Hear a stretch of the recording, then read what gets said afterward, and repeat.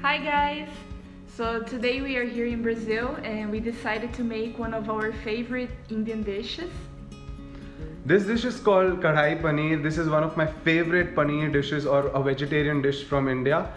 I really love this dish because it's really healthy. It comprises of a lot of vegetables and proteins which comes from the paneer, or you can say the white cheese. So in Brazil it's difficult to find vegetarian or Indian food. So here we are preparing this food in Brazil in our kitchen. And we would like to show that it's very much possible to make Indian food abroad for those who are Indians and travel abroad, or those who are foreigners and just love Indian food like us.